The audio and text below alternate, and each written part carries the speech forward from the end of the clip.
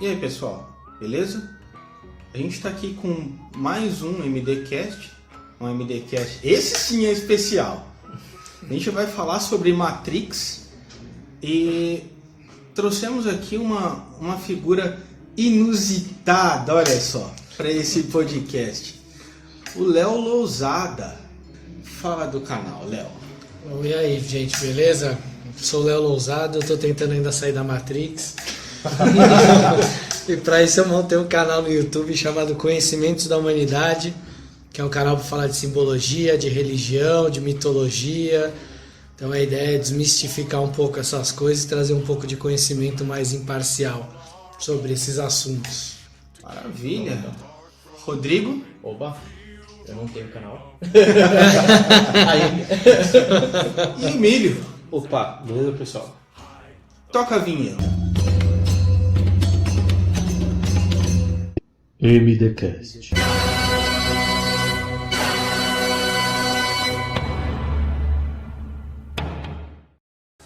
Pessoal, voltamos. O podcast de hoje é sobre Matrix, né? A gente não vai falar sobre um filme só, a gente vai falar dos 3 filmes. Eu já peço perdão pelo que faltar. As pessoas sempre dão um hatezinho aqui ou ali, mas eu acredito que esse vai ser bom, esse podcast, né? O Léo é um conhecedor de filmes e tudo mais, é o famoso nerdão, é o nerdão. Aqui estamos em nerdões, né? O que você me diz desses filmes, cara? Cara, eu acho que são 3 belos filmes. Talvez desse para condensar em 2, não precisariam ser 3. Mas o segundo, por exemplo, cara, vale muito pela Mônica Bellucci, né? A mulher do Merovingia, né? Daria pra ter juntado ela no terceiro e não precisaria do segundo filme, cara, entendeu? Ela é praticamente uma Matrix, cara. É um motivo pra ficar na Matrix. É um motivo pra ficar na Matrix, cara. Cara, mas o filme ele é muito simbólico, né? Os irmãos Wachowski, eles beberam muito de fontes, principalmente mitológicas. O filme é uma bela de uma jornada do herói. Mas eu acho que tem 2 linhas principais. O filme ele é muito budista e gnóstico.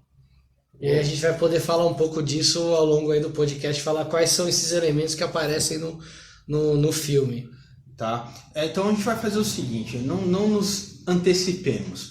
Bora pro primeiro filme. Esse primeiro filme, cara, eu me lembro que ele causou um ofurô na escola tão grande, cara. Tão grande. As pessoas, elas...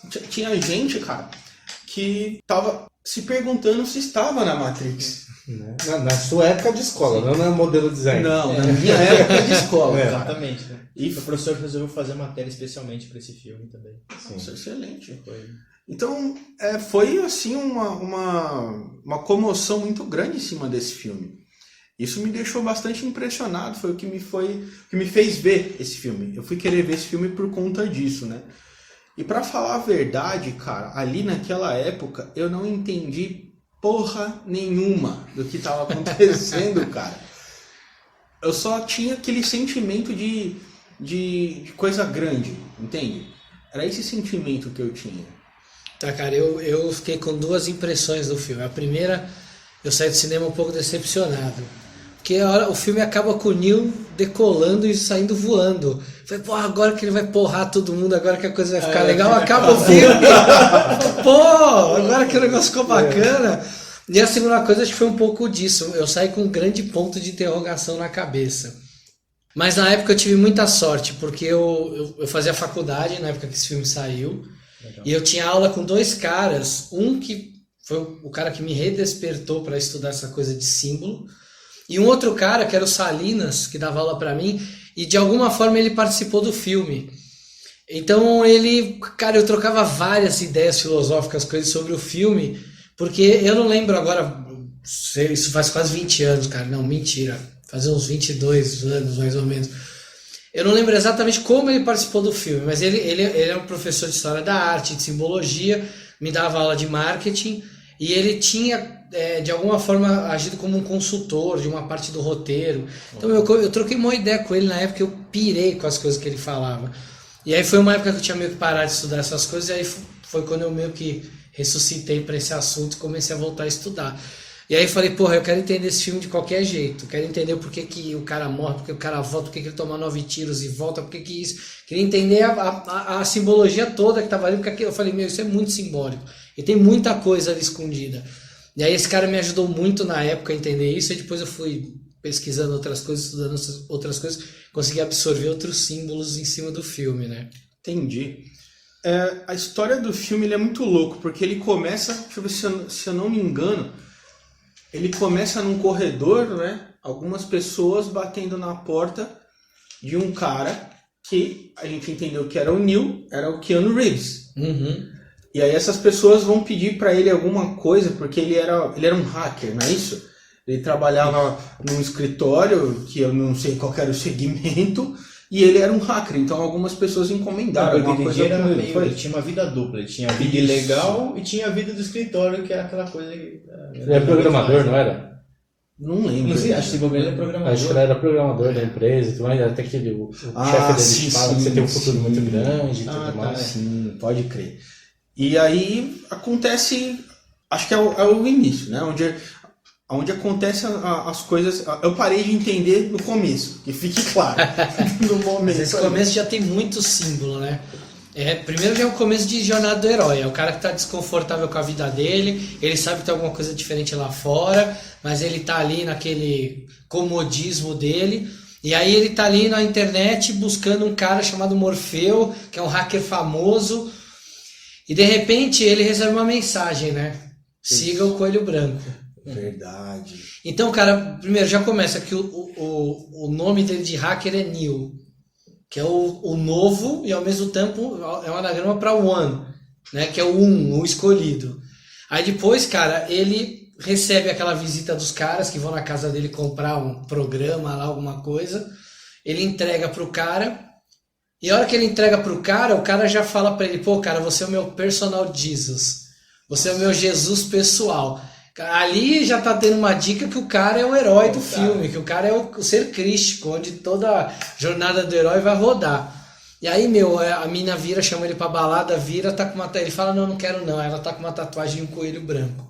Aí ele se liga, né? Siga o aí Coelho é o Branco. chamado, siga o Coelho Branco. E é o Coelho Branco da Alice, né? Nossa. Que vai levar ele pra toca do coelho. Aí ali ele fala, tá bom, acho que eu tenho que ir pra balada, então. Ele vai, pega as coisas dele e vai. Aí que é o chamado, é aí que ele sai do mundo comum pra buscar um mundo de fantasia, né?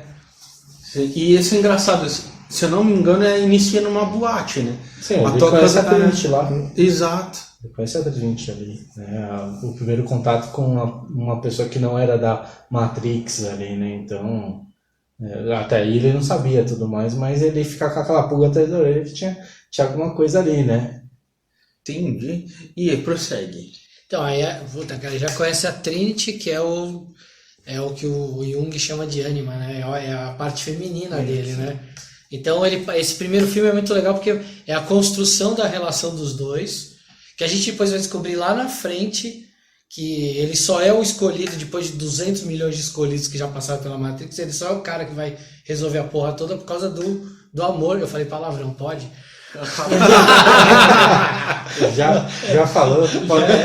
Vai resolver a porra toda porque ele ama a Trinity. Diferente dos outros Neos que a gente vai ver lá, acho que no segundo ou no terceiro filme, quando ele encontra o arquiteto, que ele é o Neo que ama, que é apaixonado, é o amor dele por ela que vai fazer com que ele consiga vencer a batalha contra as máquinas. Então, basicamente, ó, Timo Tolkien, ó, eu já digo, ó, Timo Tolkien, certo? Junto com o nosso vocalista do Halloween, o Michael Kiske, tem uma música que chama aqui The Universe. E ele fala justamente isso. É o amor que é a chave da coisa, né? Então ele só é o escolhido porque ele ama, ele amava, ele escolheu amar. É isso? Tem até uma parte da previsão do oráculo que ela fala isso, né, pra Trinity. Que ela ser escolhido porque você vai amar. Exatamente. Então é esse o lance, essa que é a coisa que tem diferente, né? Dessa vez que a Matrix deu um reboot e tem um escolhido lá dentro de novo, esse escolhido é diferente porque ele ama. E aí ele é apaixonado pela Trinity. E a Trinity tem o nome de Trindade, né? Então ela é o que você falou, ela é a primeira parte de contato dele com alguém que não é da Matrix. E ela representa a Trindade, então ela é os 3 aspectos do sagrado. Então é o que ele vai buscar, ele está buscando a comunhão com o sagrado, que é essa história do ser crístico, que é o herói central, busca o Pai, o Filho, o Espírito Santo, ou a mãe, o pai e o filho. Dependendo da tradição, você tem uma trindade diferente. Então, se a gente for olhar nessa parte sobre os personagens do filme, então cada um literalmente tem um significado. Exatamente. O Morfeu, por exemplo, ele é o iniciador. É ele que tira o Neo do mundo real, né, tira do mundo da Matrix para o mundo real. E o Morfeu, ele é o deus dos sonhos. É como a gente chama, tem um nome para isso, chama psicopompo. O que é um psicopompo? É um ser que ele te tira do estado normal e te leva para um estado alterado de consciência. Ou te leva para um mundo de sonho, ou te leva para um outro mundo. Então quem são os psicopompos? É o Pegasus, que é o cavalo alado, é o Morfeu, que é o deus do sono. Vocês lembram daquele desenho antigão, Cavalo de Fogo? Sim. Então, o Cavalo de Fogo leva a mas princesa isso Sarah. Então, os cavalos são os maiores psicopompos. Por quê? Porque ele é o meio de transporte mais utilizado na história da humanidade. Nossa. Então, já que ele tem esse símbolo de transportar de um lugar para o outro, então normalmente a gente associa isso com cavalos. Mas cavalo marinho, o golfinho é o chamado de o Hermes dos oceanos, é o psicopompo dos oceanos. Então o Morfeu ele tem esse papel de tirar o Neo do mundo real e levar ele para o mundo dos sonhos ou um mundo onírico, que na verdade depois a gente descobre que é o mundo real, que não é o mundo de fantasia onde o Neo vivia. E o legal né, que o mundo real é feio, o mundo real É tudo acabado. é destruído, é escuro, e a cara dele, a fisionomia, as feições que ele não quer aceitar que o mundo é daquele jeito, pelo rosto dele. A hora que ele acorda na realidade, que ele está saindo daquele casulo, é bem doloroso.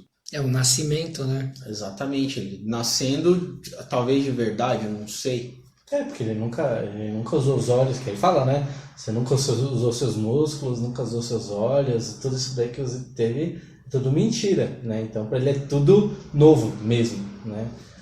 Nossa, imagina isso, cara. Imagina isso. Eu sei lá, viver quantos anos ali, sei lá, servindo de pilha. Tem alguma simbologia do próprio mundo ser daquele jeito, de não ter luz, não ser coberto por diz, né, que lá é uma poluição. né? Não, então eles falam que a história era assim, né? Quando as máquinas se rebelaram, os humanos tiraram o sol para as máquinas não terem energia e as máquinas começaram a usar a energia dos humanos para se sustentar. Imagina que a gente descobre depois no final do terceiro filme que as máquinas não são os vilões. Né? O vilão mesmo é o Agente Smith. Ah, tá. Que é ele que se torna o Nêmesis do Neo.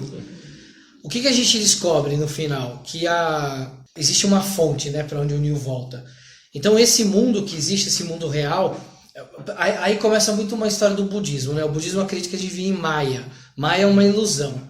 E quando a gente rompe esse estado de ilusão, a gente vê o mundo como ele realmente é. E aí não tem feiura nem beleza, é o mundo como ele é. Simples assim. Qual que é a história do Matrix? Quando você tira o Sol ele é a representação da verdade, da luz. Então se você tira o Sol, é como se a mentira reinasse, como se tudo que fosse não fosse verdadeiro reinasse. Então é um mundo que por mais que algumas pessoas estão acordadas e enxergam como o mundo elas estão vivendo uma espécie de uma caverna de Platão. Elas estão trancadas dentro de uma caverna, vendo sombras e achando que aquilo é a realidade. Essa é a metáfora que tem por trás de quem está preso lá dentro daqueles casulos e serve de pilha. E esse mundo é como se fosse a caverna onde essas pessoas vivem. Por isso que não tem sol, por isso que não tem luz, por isso que eles são controlados por seres inanimados que não têm alma, como se fossem fantoches que manipulassem eles dentro das cavernas. Então tem muito essa mitologia essa simbologia de você estar preso num lugar escuro que você não consegue ver a luz, ou seja, você é escravo do seu próprio inconsciente. Nossa, interessante. E aí a Matrix é isso, ela é o inconsciente, que você cria para ficar preso lá e não enxergar a realidade como ela é. Nossa, realmente eu não fazia ideia disso. Literalmente, eu não fazia ideia. E do lado dos que já estão despertos ali, né? Você diz o pessoal que anda com Morfeu lá, Exato, aquele que já pessoal. não estão mais na Matrix. Qual que é o papel dele? Ali você tem ali você tem uma simbologia religiosa muito forte. Você tem Sion, né, que remete a Sião, que seria uma cidade sagrada, onde tem o renascimento da humanidade. Então ali tem quase que uma coisa de seita, porque o próprio processo de arrancar alguém da Matrix é um processo de iniciação. Você tira o cara do mundo e traz ele para o mundo real. Fala, é assim que o mundo funciona. Tem um negócio da Cabala que é muito legal de explicar isso. A Cabala diz que a gente vive num mundo material, mas que existem outras manifestações divinas que permeiam esse mundo. Uma delas, eles chamam de Yesod. É como se fosse... Yesod em hebraico é fundamento. É como se você estivesse numa sala e você conseguisse com seus olhos enxergar toda a fiação e os encanamentos que tem por trás das paredes. Então é como se você conseguisse enxergar como funciona o universo, como é a fundação do universo.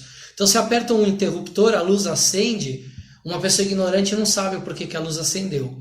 Mas uma pessoa que é iniciada, que foi tirada, que enxergou como é por trás, ela sabe que ali tem um monte de fio elétrico que liga o interruptor até a lâmpada.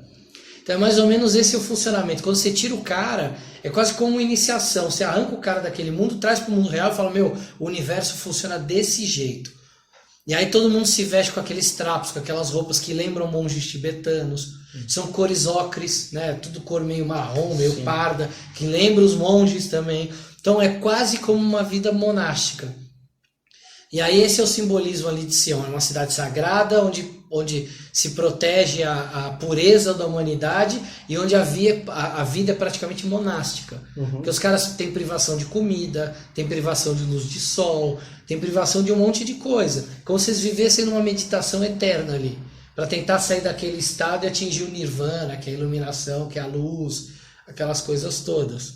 Nossa, sinceramente, eu não imaginaria ali. Eu imagino assistindo isso a primeira vez, eu não ia ter ideia disso nunca. É muita coisa ali que você vê, né? E a gente acha que os caras que fazem cinema não sabem dessas coisas, mas eles sabem e sabem muito.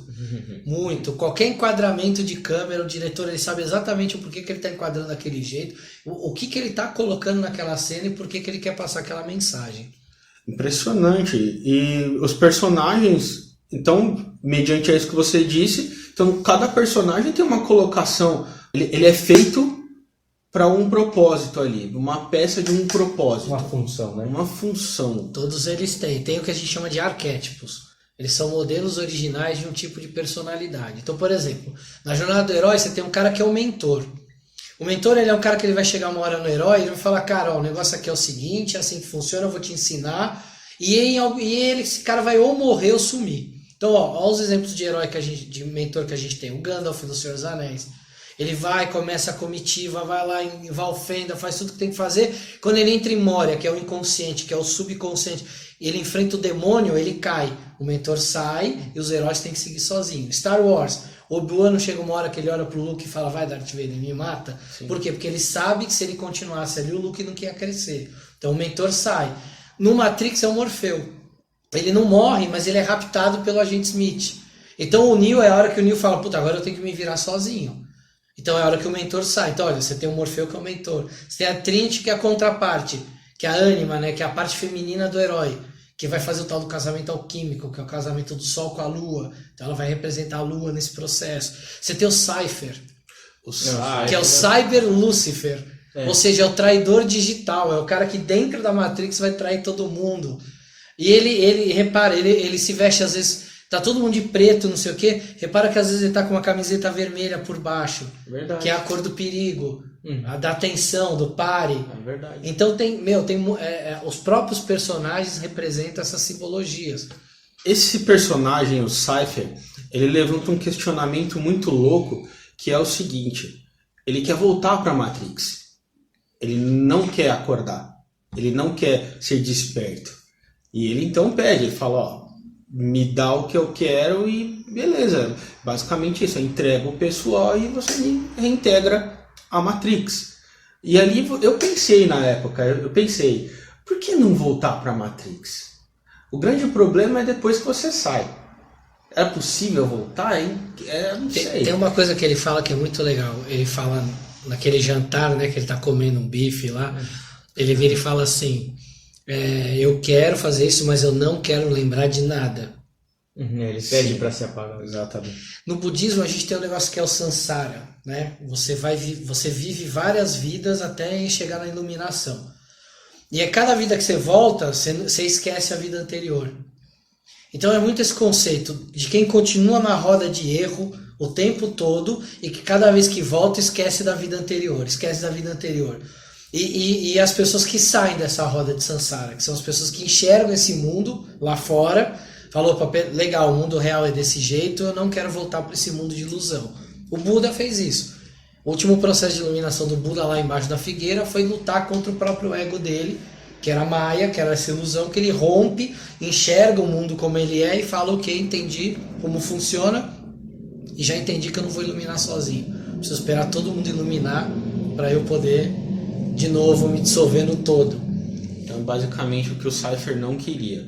Ele não queria, ele falou, eu não quero romper minha roda de samsara, eu quero continuar nessa vida que eu gosto disso, tá tudo certo.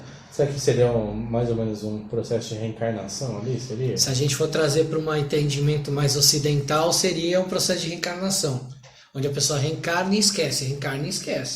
E ela está sempre tentando aprender para sair dessa roda de reencarnação. Entendi. É engraçado, porque ele uma vez esquecendo, a probabilidade de chegar a voltar a sair da Matrix também Era grande. porque é o ciclo na teoria como funciona, né? Agora, voltando na história do filme, voltando na história principal do filme. Então você tem um cara que ele é o escolhido, e esse escolhido ele é acordado por o que o Léo chamou aqui de mentor, que é o Morfeu, certo? Mas e os outros personagens? Porque tem outros. Tem uma história envolvida ali, de forma que prendesse as pessoas. Ela é complexa a partir do momento que você começa a estudar e destrinchar aquilo ali, mas a história comum do filme, você consegue entender. A narrativa. Você consegue entender essa narrativa, ela é direta. Se você analisar assim superficialmente, ele, né, se não trazer essas simbologias e tudo mais, não é um filme tão complexo. Ele é complexo quando você assiste a primeira vez. Quando assiste o segundo, o terceiro, você já consegue entender alguns detalhes que fica meio perdido, porque acontece muita informação vindo do começo do filme até o fim, né? Mas a estrutura básica, né, é a jornada do herói, ele tem um mentor, ele volta, depois ele sabe, né, o chamado para aventura, chamado, ele nega esse chamado, tem até a negação. Então, assim, quando você entende todos esses aspectos, você consegue entender a sua narrativa, mas vamos dizer que é muito rico em detalhes, em símbolos que de fato, assim como o Léo está trazendo agora, deixa a história muito mais interessante.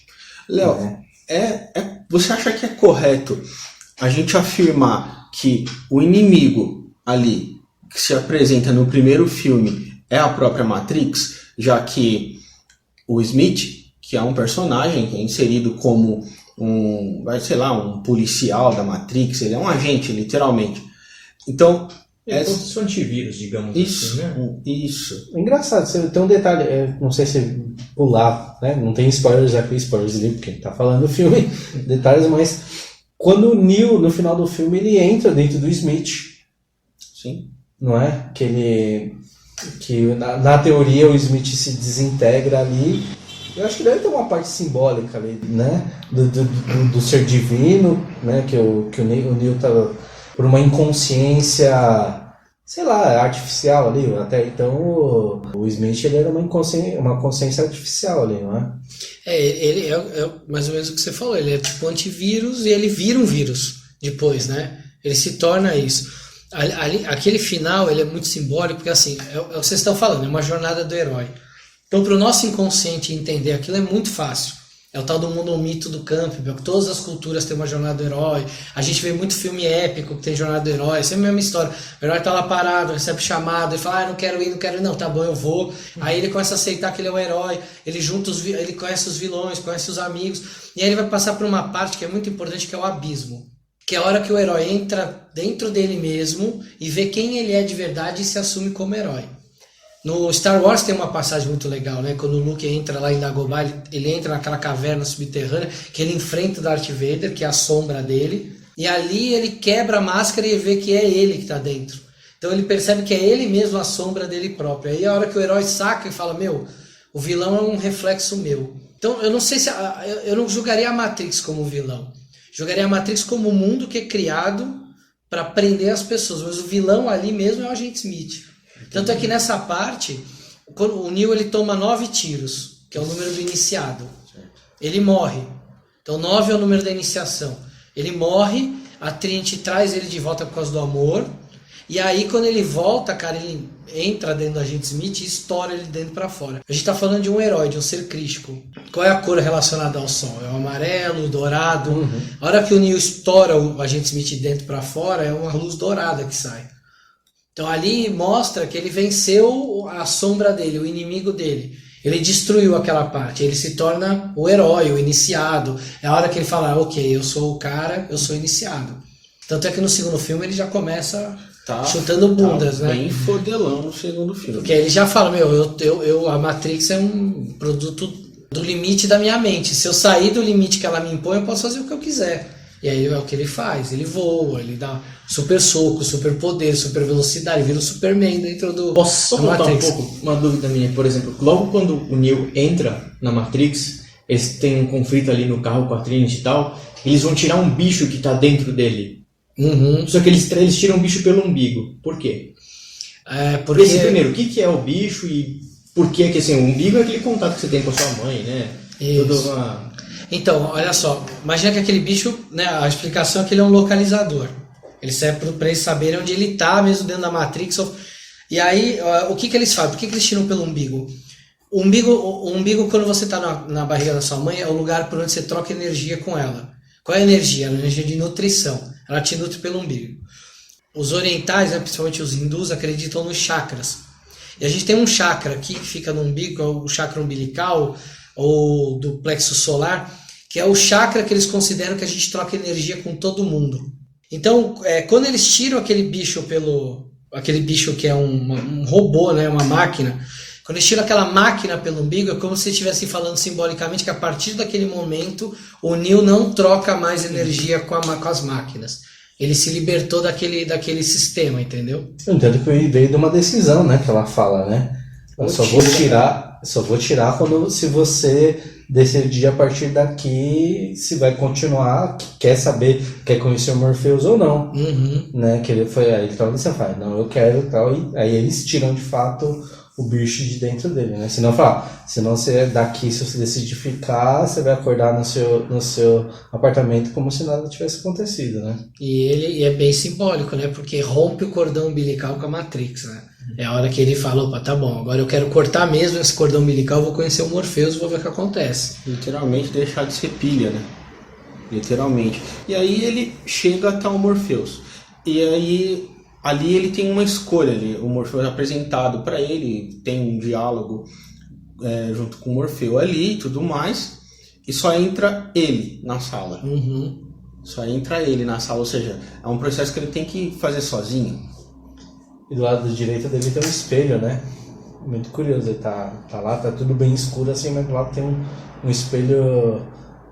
Ele não é nem um espelho comum, parece meio curvo, né? Não lembro, já faz muito tempo que eu assisti, né? Ele é grandão. Um espelho grandão. É legal porque o espelho é um psicopompo também. Você tem algumas tradições mágicas que dizem que você pode viajar para outras dimensões através do espelho. E é por isso que você não pode ter espelho no seu quarto. Então o espelho também tem essa simbologia de ser um portal para uma outra dimensão. Então ali já está avisado, é aqui que o Neo vai passar para outra dimensão. Porque tem um espelho simbolizando isso. Na hora que ele toca, né? E a hora que ele vê a realidade líquida. Exato. Né? Quando ele toca no espelho depois de tomar a pílula, né? Nossa. As cores tem a ver também? Tem, é mais básico, mas tem a ver. O vermelho normalmente está muito associado ao mal. Né? O diabo é vermelho, o vermelho é o pare, né? Que não te deixa seguir adiante. E o azul, ele está associado ao bem. Você pega lá pega o Star Wars, por exemplo, você pega os sabres dos Sith, são todos vermelhos, e os sabres da luz é verde, azul. Então o azul sempre foi muito, no nosso inconsciente a gente enxerga o azul como bom e o vermelho como mal. E aí ali é a hora que ele dá a pílula para o Neo tomar. E aí qual é a pílula que ele escolhe? Ele escolhe a vermelha, não é? Eu já não lembro. Essa é a dúvida, porque eu não lembro também. Eu não lembro qual pílula. Se ele pega, eu lembro que ele fala, ó, essa aqui você vai... Essa aqui você volta, essa Essa aqui você vai descobrir a porra toda. Eu não lembro de cabeça, mas eu aposto aqui que é a vermelha, a pílula. Porque o vermelho é o símbolo do diabo. Ele é mais antigo que o cristianismo e ele sempre foi entendido como um provocador. Alguém que te tira da sua zona de conforto. Ele não é um cara mau por natureza, ele é um cara que te tira da sua zona de conforto. Então, eu apostaria agora sem lembrar que seria a pílula vermelha, porque é o vermelho que te tira. É o perigo e é o que te tira da zona de conforto. Eu acredito que seja o vermelho mesmo, porque nessa cena aparece as mãos do Morfeu pelo reflexo do óculos. Lembra? E aí ele só fecha a mão que tá a pílula azul.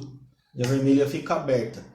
Então, de fato, eu acredito que ele tenha pego a pílula vermelha mesmo. Se não foi isso, cara, foi uma falha simbólica do filme.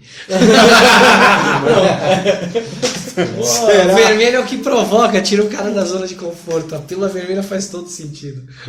E aí ele toma essa pílula e ele aí volta em toda aquela parte que a gente estava falando no começo. Dele com a roupa esfarrapada, ele nascendo, novamente tirando aquele tubo escroto de dentro da boca. Que é uma espécie de cordão umbilical. Que ele rompe. Ele nasce com... Ele sai de um líquido amniótico, sai todo molhado. Sem contar que não dá pra interpretar, por exemplo, que assim, da boca é o verbo dele, né? Então, Também. tá totalmente dominado ali. Também. Tem uma outra coisa legal também, que é onde eles plugam, né? Que é aqui nas costas. Isso é muito difícil de achar, mas no hinduísmo tem um chakra que fica aqui, que se eu não me engano o nome é Bidu, e é um chakra por onde se conecta com o conhecimento do cósmico.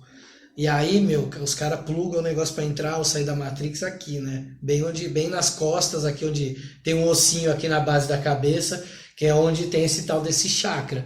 E aí é legal porque a coluna vertebral dele inteira é cheia de buraco, como se fossem os chakras, que tivessem todos presos na máquina. E aí ali é a libertação dele. Não é só na coluna, os outros tem pontos, braço, né? Também. Tem pontos, não sei se é subchakra que chama, mas tem, né? Meridiano, né? Os meridianos. Meridiano é mais acupuntura. É. Os chakras são, sei lá, 300, 400 no corpo, é um monte de chakra, que a gente tem os 7 principais, mas é o que você falou, tem chakras que são em outras partes do corpo, e ali meio que é isso que quer mostrar, tem os principais, que é onde ele estava preso, mas tinha os outros ali, que eram os acessórios ali, que estavam grudados nele também. Tem uma parte já nos outros filmes, na verdade, acho que já é no segundo filme, é um garoto, que acho que o Neo olha ele, alguma coisa assim, e ele fala, eu não nasci na Matrix. Aquilo me chamou muito a atenção também, que é um garoto, ele não tem ponto nenhum, ele não tem buraco na cabeça, ele não tem nada. Ele diz que é puro. Não, eles são dois irmãos, né, que falaram que a gente não nasceu aqui, que a gente não é da Matrix, a gente nasceu aqui. Nasceu do velho jeito. Que o Cypher né? Matrix. Isso, mas o que eu tô falando é um moleque careca, um branquinho, careca. No começo, no final do primeiro filme. O que não há colher? Não, esse é o moleque já dentro da Matrix, que tá na Horário. Mas tem um moleque que vira fã do Neo. Exatamente. Que é um moleque que foi... Exato. Tem dois, né? Tem um outro moleque que o Neo salva, ele vira fã do Neo. Sim. Que até naquelas animações que foram feitas à parte, ele aparece. Matrix. E tem um outro também que ele fala que... o Neo olha, ele fala, eu nasci aqui do jeito antigo, eu não vim da Matrix. Esse moleque que eu tô falando, ele tá lá no terceiro filme, lutando junto com o Mifune. Sim, eu sei, é um magrelinho, eu sei o que Isso. você tá falando. Aquele moleque me chamou muita atenção, espero que tenha simbologias, né, aquele moleque ali. Ele é o nascido puro, né? Ele é o cara que nunca fez parte da Matrix, ele é o cara que não encarnou. É o espírito que está num outro plano e que não entrou em contato com aquele plano mais material. Então ele tem um outro nível de entendimento das coisas. Ele não experienciou a realidade da Matrix. Ele está fora dela, então ele não sabe nem como é que é lá dentro. Ele não tem nem o plug para entrar, né? Nossa, foda. Ele não tem mesmo, verdade. Então ele não está preparado para encarnar, se a gente colocar entre aspas, né, numa visão ocidental espírita, seria um espírito que não está preparado para encarnar. Ele não tem a capacidade corporal, no corpo astral dele, de criar uma conexão com o corpo físico. Foda.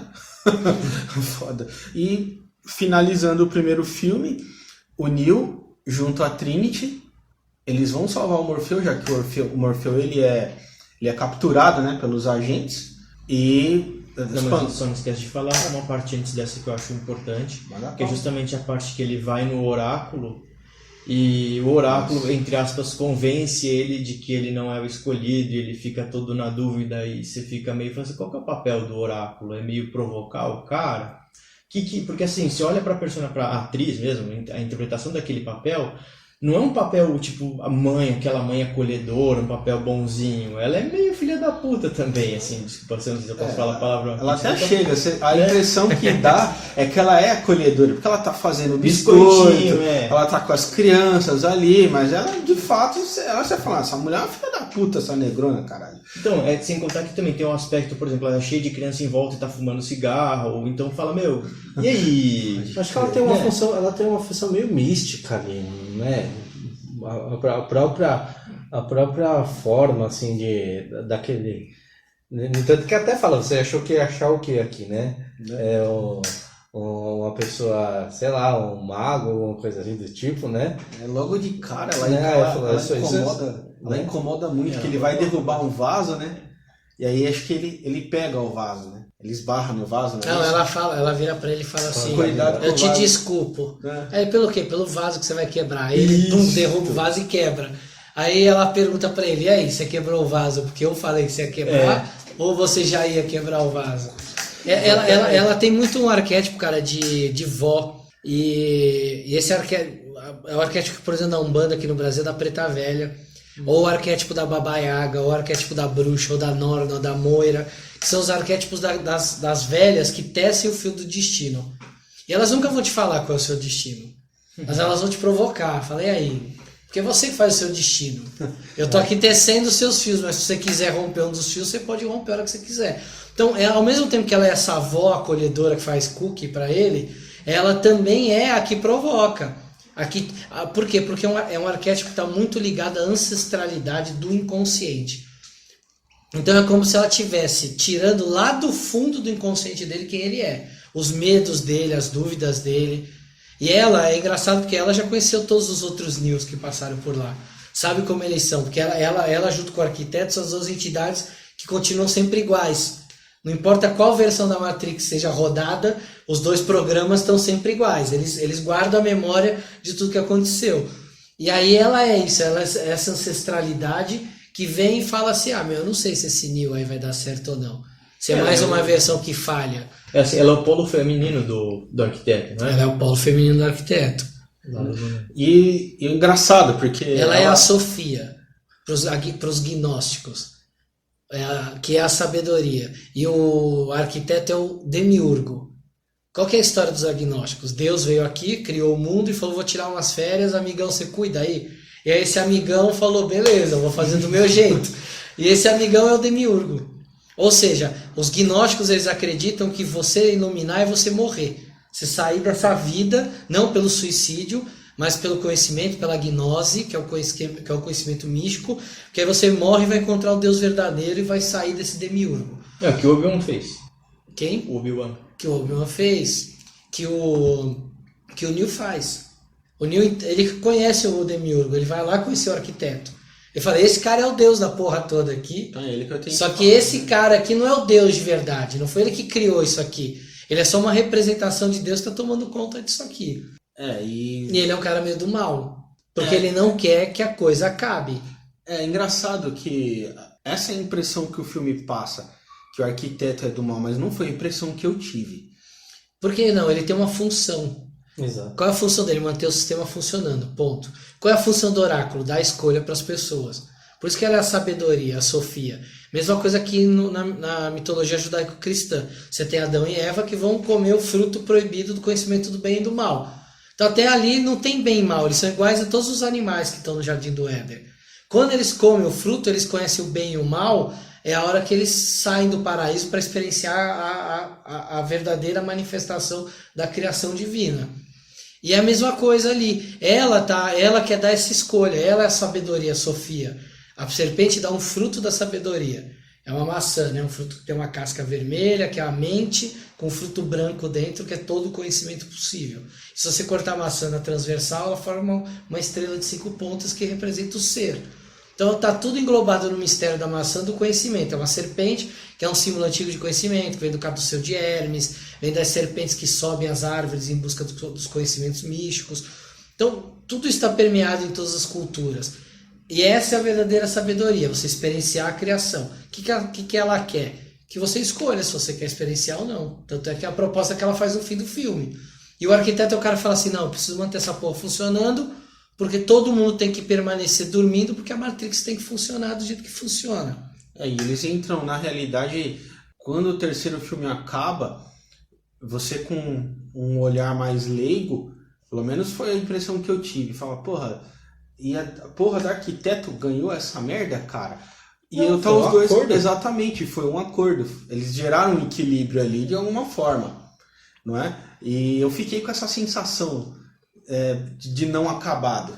Ela entende também da importância que as pessoas não estavam preparadas para sair desse desligamento aí, era deixar todo mundo maluco, porque boa parte dali ia falando, o que é isso aqui que eu tô vivendo, entendeu? Então assim, tem não estendendo para o terceiro filme já, mas essa escolha das pessoas poderem um dia conhecer e sair da Matrix é uma coisa que deveria ser natural e não forçado nem de um jeito nem de outro, né? Como o pessoal de Sion fazia. Tanto que ela fala, né? O arquiteto fala, os que saírem, se desligarem, beleza, a gente não vai interferir, mas vamos ficar nisso aqui. Já pulamos no final, mas vamos lá. Então, e a outra parte lá que eu queria falar é justamente o There's no spoon, né? O não há colher. Assim, a visão que eu entendo é basicamente assim, aquela colher faz parte do mundo da ilusão, logo é uma coisa que você cria, e se você cria, você pode manipular aquilo como você bem entender. Só que eu não sei se tem alguma coisa a mais que aquilo, como que eu posso levar, por exemplo, para tudo. Tá, o Neo, ele realmente enxerga as coisas, ele distorce tudo, faz tudo o que ele quiser, né? Mas se, por exemplo, você pegasse alguém que está dormindo lá ainda, como que faria para essa pessoa, assim, levando assim, trazendo para cá agora, né? Como nós, meros mortais, poderíamos acordar assim e manifestar isso, tipo, se eu tô criando tudo, por que eu não consigo fazer essa manipulação, né? O que falta? O que eu preciso aprender? O que eu preciso entender? Enfim. É legal essa cena porque é um moleque carequinha, né? Ele lembra um Budinha, um né? Um mini Buda. Então ele fala isso, você vive uma ilusão, você precisa aprender. Como é que o Neo aprende? Ele precisa sair da Matrix para aprender. Quando ele tá dentro da Matrix, ele não enxerga isso. Tem uma história que diz que os sacerdotes egípcios, eles levavam os caras para ser iniciados lá nos templos, e parte da iniciação era tirar o espírito do cara do corpo. O cara via o próprio corpo, colocava de volta e falava, então, meu amigo, agora você acredita que tem vida depois da morte, que você é um espírito habitando um corpo de carne? E aí esse cara tinha um entendimento totalmente diferente, porque viveu essa realidade, e aí, sei lá, esses caras tinham uma consciência muito maior do que era o mundo ao seu redor. Então essa é a ideia que o filme passa, de que se você conseguir ter essa fé de acreditar que aquilo ali é só um casulo que está sendo habitado por um espírito, ou por uma alma, ou por um sei lá o que, qualquer nome que a gente quiser dar, dependendo da tradição, que se você conseguir enxergar isso, que tudo que acontece aqui é uma ilusão, e que a gente tem poder efetivo e real de mudar o que a gente quiser. Vamos pegar as histórias de Jesus, por exemplo, o cara transforma água em vinho, anda sobre a água, Buda, né, ilumina, faz isso, faz aquilo, Krishna, todos esses seres crísticos, eles têm Horus, morre, ressuscita, perde o olho, vai lá, recupera, tem todas essas histórias críticas que esses heróis, eles conseguem transmutar a realidade de alguma forma. Então se a gente for mais a fundo, a gente pode transmutar a nossa realidade através da nossa mente. Então essa é a ideia, né? Que aquilo ali é uma coisa que a mente criou e que a gente consegue ultrapassar, transcender aquilo e manipular a realidade mediante a nossa vontade. É em cima dessa ideia, por exemplo, que as ordens magísticas trabalham. De que, pega um cara famoso, Aleister Crowley, né, que é um dos maiores magos do século XX, o cara ficou famoso, era a besta, que a Igreja Católica chamava ele. Esses caras, eles pregavam justamente isso, que mediante a sua vontade você consegue transformar a sua realidade. Aí pega um cara budista, vai falar a mesma coisa. Se você consegue, sei lá, pega aqueles. Outro dia eu vi um vídeo, os caras pegando toalha que eles enfiavam na neve, a toalha ficava encharcada com a neve gelada, o cara secava a toalha no corpo. O cara colocava a toalha no corpo, a toalha ficava ali 1 minuto, saia seca. Como é que o cara faz isso? Se não manipulando a realidade, fazendo com que o corpo dele seja um veículo disso, de mudar essa lei da física, vamos dizer assim. Ou mudar não, ou usar a lei a favor dele, né? Mudar não muda. Então, isso é muito da ideia do filme, é falar, você tá dormindo, cara. E tem uma ideia, tem muito mais coisa acontecendo por trás do que isso que você tá enxergando. Você é escravo dos seus 5 sentidos. Quando tem coisas que transcendem isso. Então essa é a mensagem que o filme passa, essa mensagem é muito forte. Porque ela usa o quê? Uma linguagem moderna, que é uma linguagem de computação, para trazer esses elementos religiosos e elementos místicos e esotéricos para dentro do filme.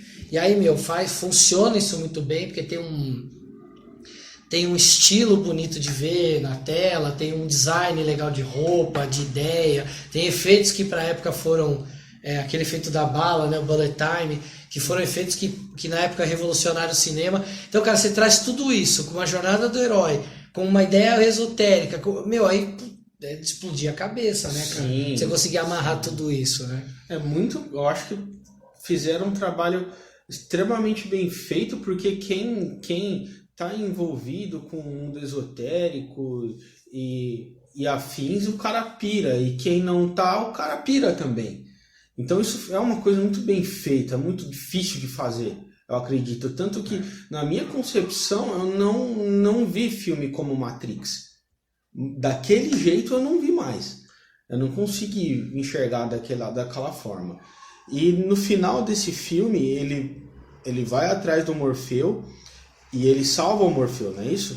Tá ele e a Trinity. Não é? É ele que vai salvar o Morfeu. E o Morfeu não quer ser salvo, aquela história que o mentor sai fora. Ele vai lá e vai salvar o Morfeu. E nessa hora de salvar é que ele vai ter que enfrentar o Nêmesis dele lá, o inimigo dele, a sombra dele, que é o Agente Smith. Então, mas tem aquilo que o Oráculo disse pra ele, alguém vai ser sacrificado nesse salvamento. Ou você vai se sacrificar, ou o Morfeu. Uma vida vai ser perdida. Só que aí que tá. Nenhuma foi, né? Foi, na verdade a dele foi. Assim, porque ele morre. Ele morre morre, morre o Neo antigo, essa vida sacrificada, e aí vem realmente o Neo. Você para pensar, ela fala a verdade, você não é o escolhido. Ali, até então, ele não era o escolhido. Ele ainda não tinha se apossado disso. A hora que ele morre, agora toma os tiros que vai, e aí tem toda aquela cena da nave sendo invadida, e aí aquela faísca branca no fundo, E aí, aquilo tudo acontecendo como se fosse um nascimento, tá dando a luz de novo, e aí a hora que ele renasce, aí renasce como escolhido, como o Neo, não como o Mr. Anderson. Anderson, o filho do homem, né? Sim. E daí ele nasce como o Neo, que é o escolhido. Até o nome dele é Anderson, né? O filho do homem. Mais um filho de homem, mas aí ele se torna o Neo, é a hora que ele se torna o escolhido, o The One. Você foi parar pra pensar, ele escolheu o próprio nome, porque o nome dele Neo, né? Ele não foi ele se deu esse nome. Né? Ele fala, my name is Neo. Exato. Aí que ele... E é muito louco que quando, após os 9 tiros, ele acorda, o jeito que ele enxerga as coisas. Sim, muda tudo. Ele enxerga bem aquilo. Ele vê o código da realidade. Exato. É o iniciado que vai para Exode na Cabala e vê o código da realidade, vê o fundamento do universo. E ali a cena porradeira, pra mim, aquela cena valeu o filme inteiro, cara. Naquele dia valeu o filme inteiro. É muito foda. O Smith tomando porrada de tudo quanto foi jeito. E sim, não, sensacional. Sensacional. Só antes de acabar, eu tenho uma dúvida aí, que eu sei, foi um questionamento que me fizeram na época, né? E a nave tem um nome, Nabucodonosor. Nabucodonosor. Né? E ela tem uma inscrição, né? Que é Mark III, não é? Que ela é o Nabucodonosor e o modelo é Mark III. E aí, se eu não me engano, quando você pega lá na Bíblia, Marcos 3, tem uma passagem, eu não vou lembrar exatamente de cabeça, mas a passagem é muito legal porque ela fala justamente de um escolhido. É muito bacana, até isso os caras pensaram, a nave ter o nome. Pensar que o Nabucodonosor foi o cara que foi lá, pegou os judeus, levou para Babilônia, levou para o cativeiro. Então, os judeus vivendo no cativeiro na Babilônia são os humanos libertos vivendo no cativeiro em Sion. Então tem toda essa história e ainda tem essa passagem lá que você olha e fala, porra, os meus caras pensaram em tudo. Até o modelo da marca, da nave que é Mark, né? O Homem de Ferro usa muito isso, né? As armaduras dele, Mark, não sei o quê. Então ele usa isso, e aí você pega lá a porra do versículo e você fala, caralho, até isso, cara. Até isso tá aqui. Então eles pensaram muito, cara.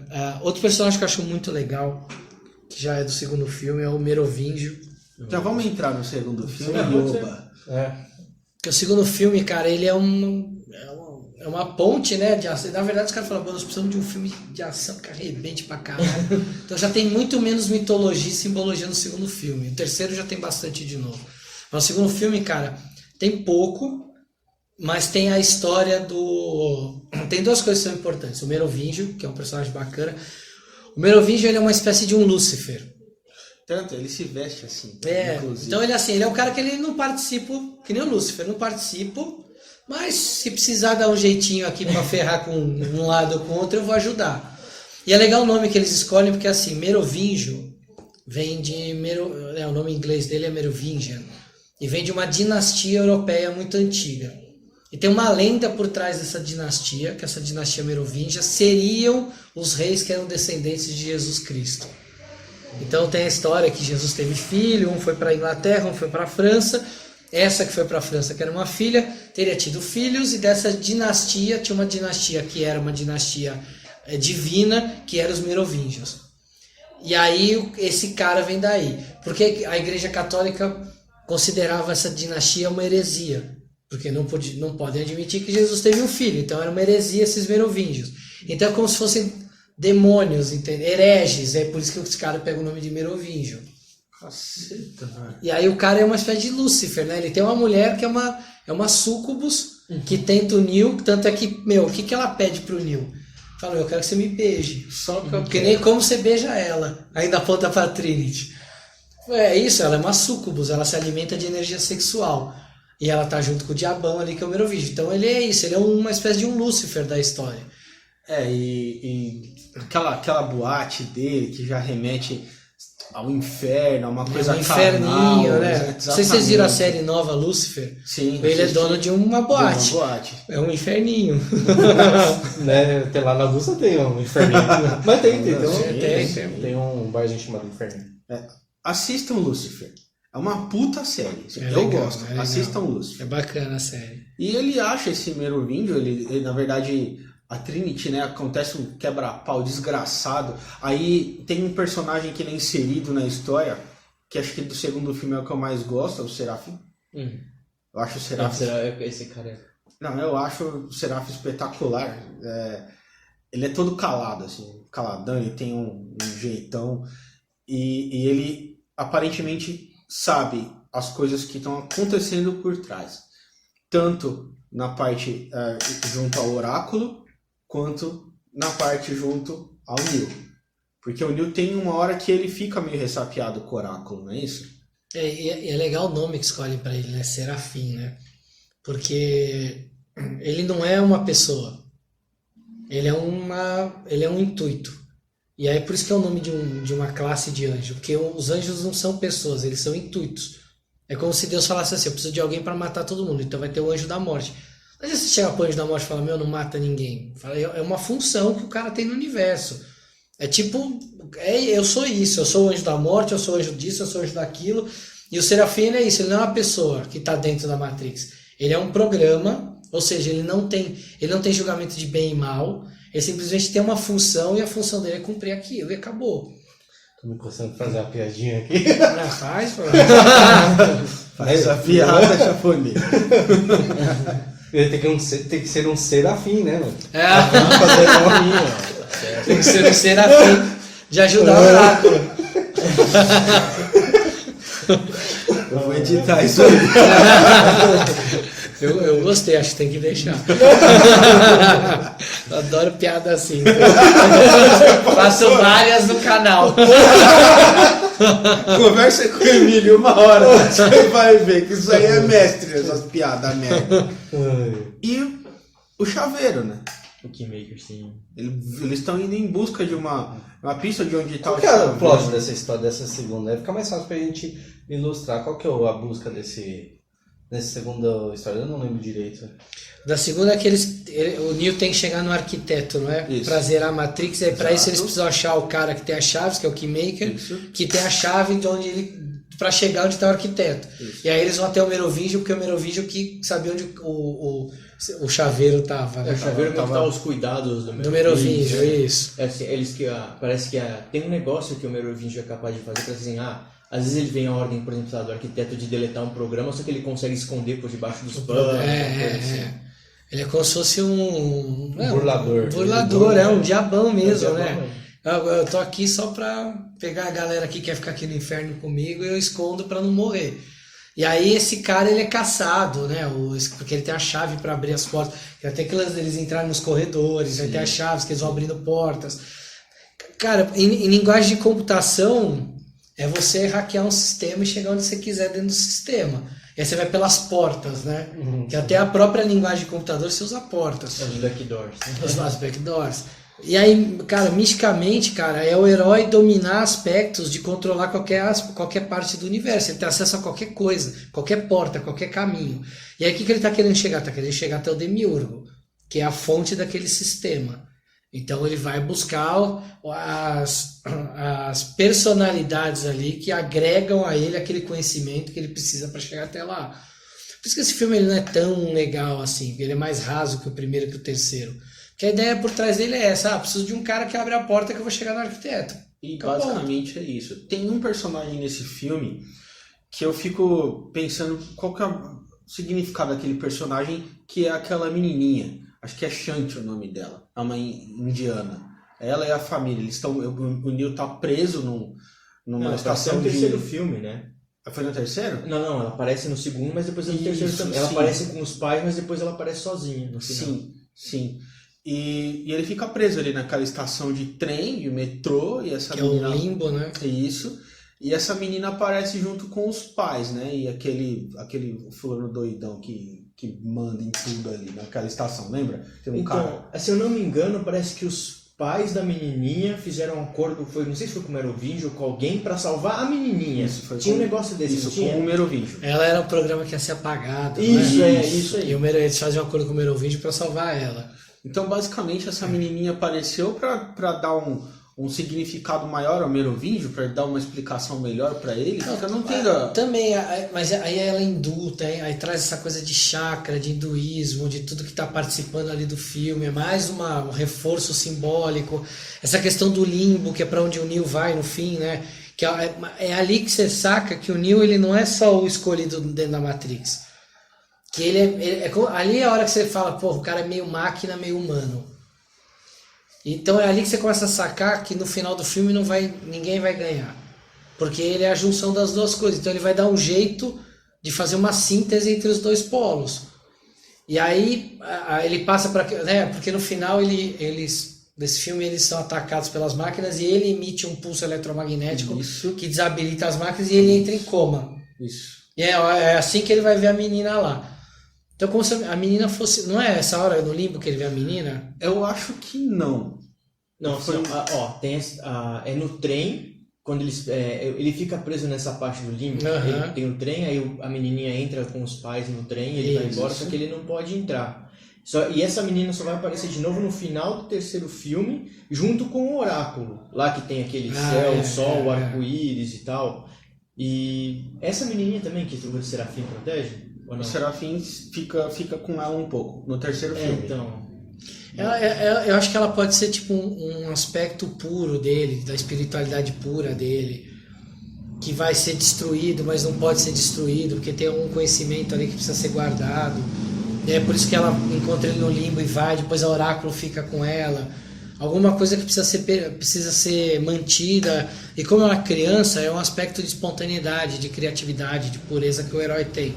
Então, provavelmente ela talvez tenha alguma outra simbologia que eles quiserem colocar nessa menina, mas é como se fosse uma pureza espiritual, né? Essa coisa de pegar o hindu para trazer de novo, né? É um povo muito espiritualizado. Então, é praticamente um país que não tem ateu, né, cara? Então, trazer essa ideia para dentro do filme também. Tem dois pontos aí que do segundo filme que são bastante marcantes aí, que o Neo, ele... Só não sei se é no segundo mesmo. que o Neo ele tem falou que a Trinity ia morrer e ele não deveria salvar ela, né? Que ele põe a mão dentro do coração dela para ela voltar a bater. No segundo acontece isso, né? Tem alguma explicação dessa inação que ele deveria ter tido? Na verdade, ali ele ainda não tinha que ter feito aquilo. Ali ele tinha que ter salvo ela, continuado com ela. A hora no terceiro filme que ele abandona ela, que ele fica cego e ela morre, ali é o que a gente chama, é o abismo de verdade que o Neo passa, porque é a hora que você atravessa esse limiar do abismo, que você deixa para trás seu último aspecto de ego. E ela é o último aspecto de ego dele. Porque ela é a última coisa que prende ele a uma realidade que não existe mais, que para ele aquilo não faz mais sentido. Então ela tem que morrer por causa disso. E ele não consegue no segundo, ele tem que salvar ela. No segundo ele salva, porque ele ainda não está desprendido do ego. Então ele salva, ele ainda está passando por esse processo de iluminação, de se desprender desse ego, esse ego que a gente usa para perceber a realidade. E é só no terceiro, quando ela morre na nave, que é a hora que ele sabe que ali ela vai ter que morrer, porque ele sabe que é ele sozinho que vai ter que fazer aquilo, né? De voltar para a fonte. É só ele, ela não pode ir junto. Acabou, ele abandona para trás tudo que ele tinha de ego, tanto é que ele fica cego. Ele não precisa nem mais enxergar, ele passa a enxergar com outros olhos. Ele enxerga não só a Matrix, como fora da Matrix. Exatamente. É engraçado porque você fala, será que estão dentro de uma outra Matrix, de repente? Isso é legal de pensar, porque é como se fossem espirais mesmo de criação. Então aquela hora que ele consegue fazer aquilo, é a hora para te provocar a pergunta. Caralho, a realidade é outra Matrix? Uma realidade dentro da outra, um negócio. Tá, e a segunda coisa era aquela festa que eles têm, aquele bacanal que rola lá em Zion e tudo mais, né? Ele é bem marcante. Eu era muito pequeno, não me impactou negativamente, assim, né? Mas analisando ele como um local espiritualizado e tudo mais, o que significa aquela manifestação, né? Que é muito animal ali, né? Por que aquela energia está sendo usada? É mais disso, né? Qual o intuito? Vamos imaginar assim, vamos voltar para o lance dos chakras, né? A gente tem os 7 chakras e tem um chakra nosso que é o chakra básico, que é o tal do chakra que é vermelho, da terra, energia de recarregar essa energia de manifestação e tudo. Aquela hora ali, aí é um chakra que está muito ligado, como eu disse, com a terra, né? Os instrumentos musicais ligados a esse chakra são os tambores. Então, a festa é toda de tambor. Bum, bum, né? Eles são, né? Tipo uma música eletrônica, mas de tambor. Então não tem o eletrônico, mas tem o tambor para... O que eles estão dizendo ali? Falando, a gente é humano. A gente ainda tem instinto, e é isso que difere a gente das máquinas. A gente tem instinto, a gente transa, a gente come, a gente festeja, a gente se perde nas festas, porque a gente ainda tem esse desejo humano de viver e de fazer as coisas. Então é a hora que eles estão mostrando para o público, falando, aqui a coisa é de verdade, é na pele. É o desejo, é a batida do coração no tambor que traz a gente, aterra a gente. Então é isso que torna a gente humano. Porque basicamente ali naquele momento você teve uma reunião, né, com os cabeças lá, o conselho né? de Zion, e eles ficam ali e tudo mais. Tem alguns do conselho que eles apoiam Morfeu, outros não é Morfeu. Porque ainda se questiona se de fato Neo Isso, exatamente. Né? Então ali há muita dúvida, há muita tensão ali, porque você não sabe o que vai acontecer. Zion vai ser invadida e eles já sabiam disso. Tem uma personagem que a gente não falou que é agora não sei, acho que é do Guardiões da Galáxia. Niobe? É a Niobe. Ela é apresentada nesse filme, né? Sim. Ela é uma das capitãs, né? Ela é a contraparte do Morpheus ali, né? Ela falando que assim, ela trabalhava junto com o Morfeu, mas depois ela ficou com outro cara que eu esqueci o nome. O outro. É o outro capitão lá. Né? Isso. E aí ali tem uma tensão muito grande. Eles estão de fato descarregados. Essa é a impressão que eu tive. Que essa festa serviu para isso. Porque eles o Neo tá apagado. O Morfeu deu um puta de um discurso lá. É verdade. Né? E eles estão precisando de fato. Então essa é a impressão que eu tive ali. Mas é isso mesmo, é uma tentativa mesmo de se sentir humano. Isso. A gente é humano, tá? A gente não é igual às máquinas. A gente transa, dança, bate tambor, bebe, come. Isso. E eu não lembro, o Neil não tá apagado, porque a festa tá rolando. Ele tá toda ali. transando com a Trinity. Exatamente, aí tá ele lá festejando com a Trinity lá. Então, é a metáfora, né? Enquanto ele tá lá fazendo o casamento alquímico dele lá com a lua dele, a galera tá fazendo dela lá na É um festa. ritual ali, não é? É, um ritual. É excepcional. Tem um negócio antigo chamado Hierogamos, né? Qual que é a ideia desse Hierogamos? É um ritual sexual onde se juntavam lá os sacerdotes e os reis para fazer isso. Qual que é a ideia por trás disso?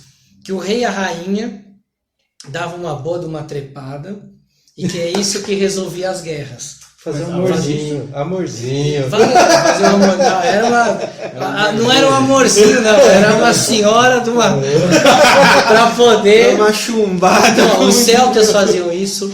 O líder da tribo se vestia de Cernunnos, que era o deus chifrudo, e vestia a deusa, a rainha de Deus, e eles transavam na frente da tribo inteira. E dependendo da qualidade da transa, era se a terra ia ser fértil, se não ia. Então, os reis da Idade Média faziam isso de transar com a rainha antes de ir para uma batalha, porque isso carregava, entre aspas, a energia do exército para vencer a batalha.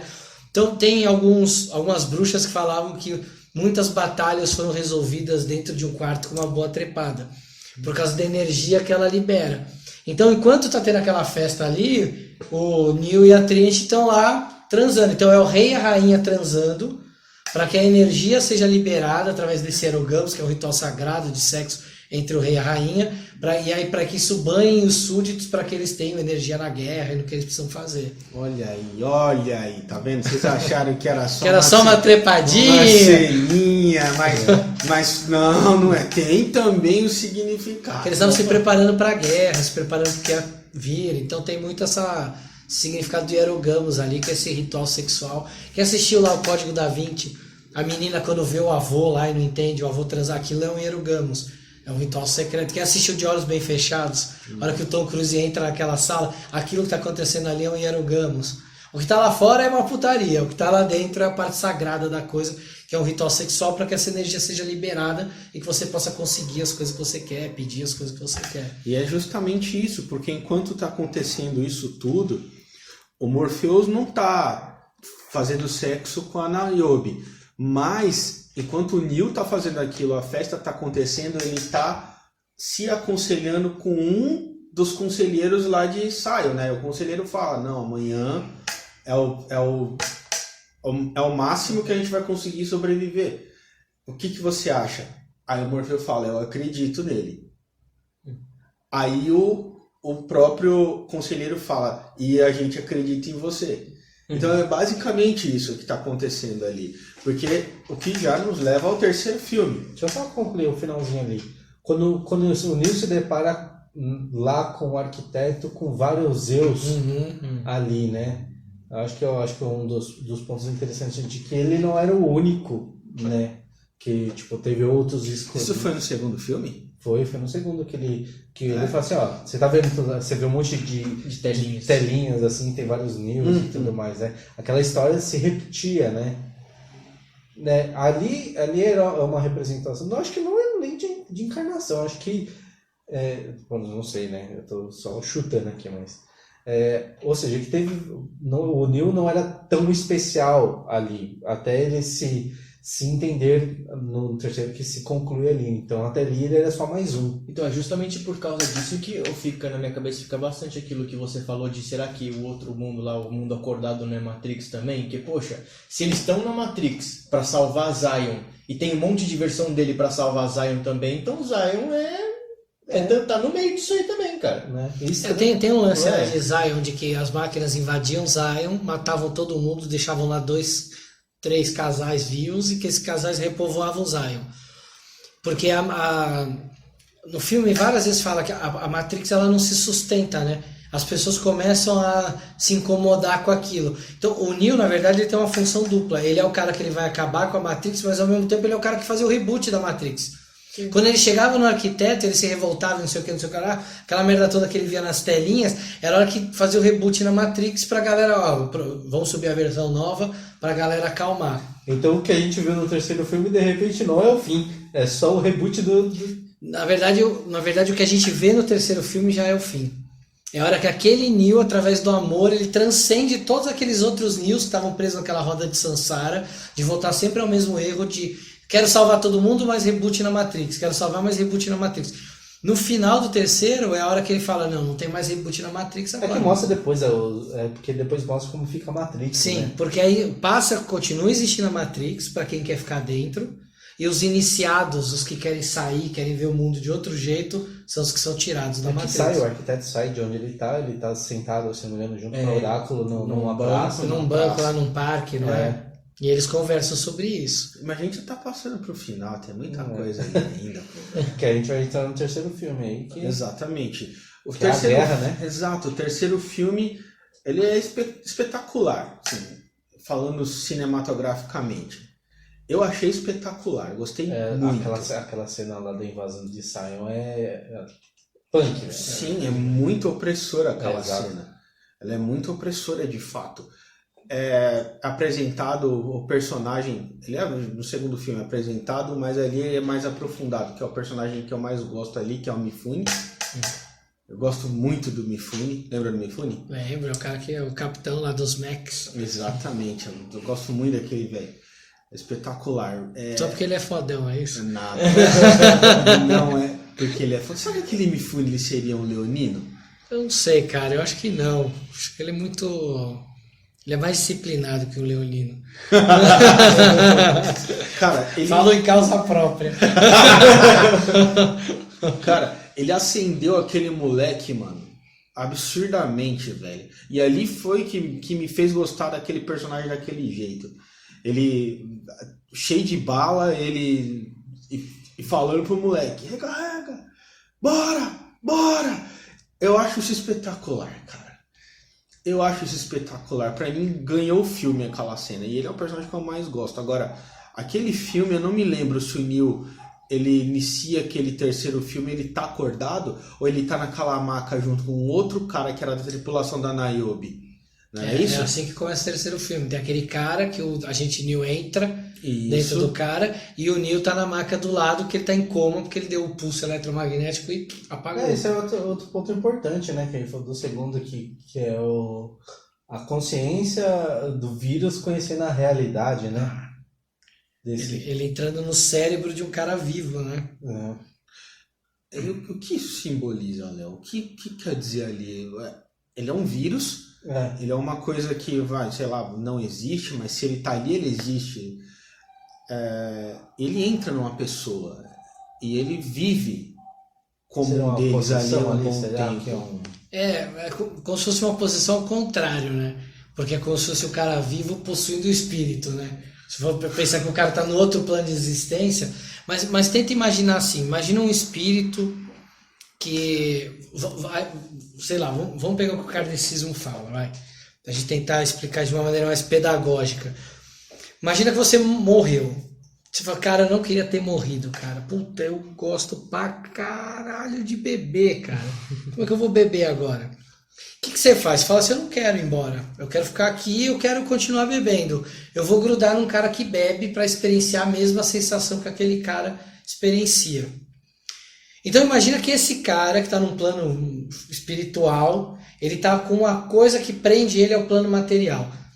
Então vamos tentar entender que é a mesma coisa. Esse cara que está lá fora da Matrix, mas ele foi possuído por uma idealização de uma experienciação do que acontece dentro da Matrix, que é aquela realidade concreta que o cara acha que é a verdade, que é a realidade. Então é como se fosse um espírito que vive no mundo espiritual, mas que não se desprendeu da matéria. Então, mas é que assim, naquela conversa que ele tem com o Morfeu, parece que ele abomina tudo que é humano, fala que os humanos são um vírus e não sei o quê. Então, eu não entendi muito o propósito dele dar essa, transcender, assim, eu tô saindo da Matrix, mas pra fazer o quê direito? Tudo bem, tá, ele tem a luta dele lá com o escolhido e tal, mas o que ele ia... qual fica o objetivo dele ali? Pra mim não ficou muito claro. Então, ele odeia os humanos. E aí, sei lá, esses espíritos que a gente chama no espiritismo de obsessor, nos evangélicos é encosto, e sei lá, você tem em outras culturas outros nomes. O que esses caras querem? Eles querem experienciar aquilo de uma forma tão vívida, querem ser vivos, né? Se sentir que eles sabem que eles estão destruindo a pessoa e que se dane. Vou destruir um abraço. É contraditório. Ele quer se tornar aquilo que ele abomina para poder entender, O talvez. Smith, ele é contraditório quase o Não, tempo ele não é todo. contraditório, ele é a contraparte do Neo. Ele é o cara. O que tem muito conhecimento, no entanto, ele tá lotado de ego ainda. Ele tá totalmente preso à Matrix. Enquanto o Neo está se Ele não quer espiritualizando, É. ele está se densificando. Enquanto ele era uma ideia de um programa, ele quer se tornar humano. Para se densificar, para poder, se tornando humano, entender o que é o Neo, porque ele não entende. Várias vezes fala, você é uma aberração, você não devia existir. Então ele quer entender esse outro lado para poder destruir isso. Em alguns momentos ele diz, né? Você fez de mim o que eu sou.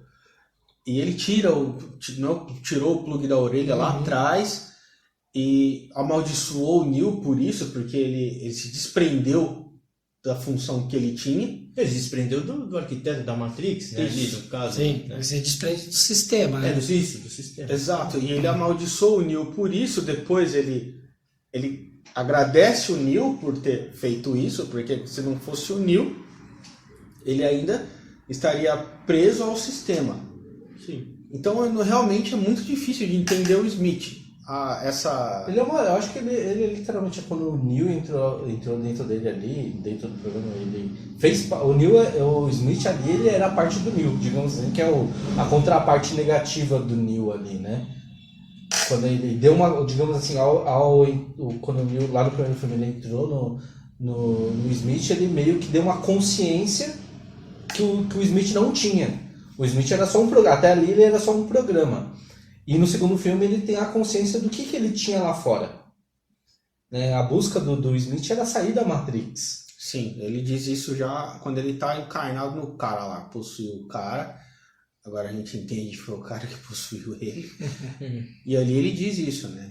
Que ali ele ganhou consciência do que é fora da Matrix. Né? Ele olha, amaldiçoa tudo aquilo, ele detesta tudo. E ele quer destruir o Neo, né, cara? Esse é o objetivo de vida dele. Então ele vai fazer o que for, ele vai tomar quem for, o que for, para destruir o Neo. Se você pensar que os dois são a mesma coisa, o Neo e o Smith ali são a mesma coisa, é a briga do ego com o conhecimento, né? Esse total briga, fala, putz, quero voltar para esse mundo de ilusão aqui. Ficar no meu conforto. Ficar no meu conforto e tudo mais. Eu quero dominar isso, que não só isso, ele tinha poder ali dentro. Porque ele já tinha absorvido a Matrix, né? Ele estava corrompendo a Matrix. Ele era de fato. Já tinha virado um vírus ali. Quando ele tirou o plugzinho lá, ele praticamente virou um vírus ali. Sim, já tinha dominado tudo ali dentro. E a gente pode entender o Neo como um vírus também do sistema. Porque ele vai causar o reboot do sistema. Dá um formato C2 pontos aí, porque o Neo fica com tudo. E aí o que o agente Smith é? Ele é um cara que ele é a mesma coisa. Você tem os dois polos, só que você tem o cara que quer salvar todo mundo, você tem o cara que quer destruir todo mundo. E os dois se tornam vírus dentro da Matrix. Tanto que lá nos momentos finais, o Neo já cegão e tal, a Trinity morre e tudo mais, ele falando com a máquina, acho que ele tá falando é o arquiteto ali? Que... Não.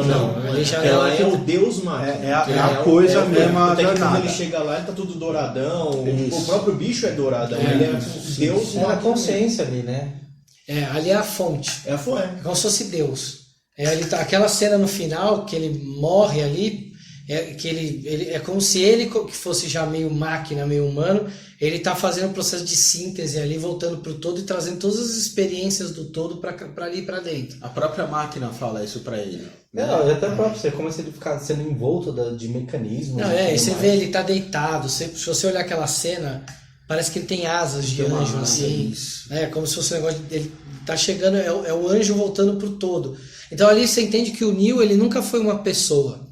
Ele sempre foi uma espécie de um anjo. Ele tinha uma energia única, que era aquela energia que era a missão que ele tinha que cumprir, ele tinha que fazer aquilo em um mundo e no outro. E aí quando ele volta ali para a fonte, que aí acontece a paz, é porque ele consegue fazer a síntese, ele consegue fazer com que os dois polos consigam, a tese e a antítese, consigam se juntar e criar uma síntese, que é uma terceira via, algo novo, que aí é a conversa do oráculo com o arquiteto. De falar, quem quer ficar aqui dentro vai ficar, quem quer sair vai sair, então as pessoas escolhem. Tanto que ali tá o oráculo, tá o arquiteto e a menininha. E a Shanti. menininha. Então, 1 mais 1 é igual a 3? É a trindade de novo. É o pai, a mãe e o filho. Sensacional. É o arquétipo do pai criador, da mãe criadora e do filho ali, que é a criança, que é todo o potencial do que pode existir. Então aquela criança ali, ela representa isso, ó, a Matrix, toda a vida, tudo que vai acontecer agora, cara, essa criança representa, porque ela é o potencial de tudo que pode vir a existir. Pode crer. E no caso, assim, que o Smith ganha, o que significa ali, né? Porque quando o Neo entra ali, a consciência dele, o Neo sabe que o que vai acontecer, né? Que ele se unindo à Matrix, eu acho que de repente é isso, né? Que ele entende que ali quando ele se entrega pro Smith ali, ele entende que ali ele vai ter todo o poder que ele ia precisar, né? O Smith fala pra ele, né? O Smith olha pra ele e fala: eu já sei o que vai acontecer, porque ele absorve o oráculo. Há um tempo atrás ele absorveu o oráculo e ele vira e fala: eu vi o que vai acontecer. Você não precisa nem lutar. Eu vou ganhar. Eu sei o que vai acontecer. Acontece aquele pau da porra. Será que ele sabe? Na chuva. Sério, porque ele sabia resultar. Eu acho que ali ele se liga que ele tem que se integrar com a sombra dele, que é o que o Jung fala. A sua sombra é seu adversário, ela vai contra você. E o seu processo de individuação é você se integrar com a sua própria sombra. Essa é a hora que o Neo fala: meu, não adianta eu lutar com esse cara. Esse cara é minha sombra, é meu nêmesis. Se eu não me reintegrar com ele, que é o mais difícil, como é que eu vou trazer toda a experiência da existência pro todo? Que engraçado. Você né? tem Tipo, uma ele parte- passa boa parte tentando se afastar E no final ele saca que não é isso. Ele tem que juntar. Porque se o cara é exatamente o oposto dele, é onde está o maior aprendizado que ele tem que ter. É no cara que é exatamente totalmente diferente dele. A hora que ele se integra, é a hora que ele fala: agora eu estou preparado para voltar pro todo. Porque agora eu posso trazer pro todo uma experiência legítima, que eu não experienciei só um lado. Eu experienciei os dois lados. E é justamente o que ele precisava de fato. Porque se ele não se junta com o Smith, de fato ele não ia ser o todo dele. E aquela guerra? É a guerra entre as máquinas e Isso já o Sion. você disse. Tem alguma parte simbólica desse lado, né, dos seres espirituais, né, que seria o Sion e o mundo mundano, desse conflito tão agressivo dessa maneira? Imagina que as pessoas se colocam em posição de prisão. Eu acho que isso é a mensagem mais foda do filme no final, é essa. Você fala assim: meu amigo, você pode escolher se você quer ficar dentro de uma prisão que você acha que é realidade, ou entender que tem muita coisa por trás disso. Aqueles caras que estão vivendo em Sion, eles escolheram viver, entender que tem muita coisa por trás disso. E as máquinas querem destruir isso. Então, nesse momento, elas são aspectos egóicos que querem destruir o ego essencial de qualquer jeito. Falar: meu, vocês estão experienciando a realidade, mas a gente não pode deixar isso acontecer, porque para nós vocês têm que ficar naquela zona de conforto, que são aquelas cápsulas da onde a gente parasita vocês. Parece que estavam incomodando, eles estão já mais poderosos, justo principalmente por causa do Neo, estavam ganhando muito mais peso. Exatamente. E aí os humanos falam: não, meu, eu não quero voltar para dentro daquele lugar de mentira. Eu quero ver a realidade. Por mais que a realidade não seja o que eu sonhava, mas pelo menos é a realidade.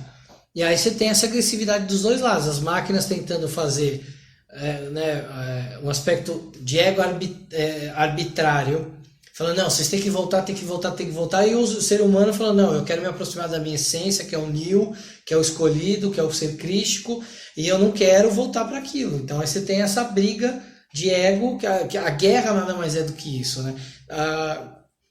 Na passagem que o Buda ilumina, quando ele rompe Maya, que é esse véu da ilusão, ele vê uma batalha de dois exércitos, e ali ele saca que aquilo é a batalha pelo ego dele. Um lado que é a essência dele lutando para ele se tornar a verdade, e o outro, os aspectos dele que tentam ele a permanecer na ilusão, que não querem tirar ele da ilusão.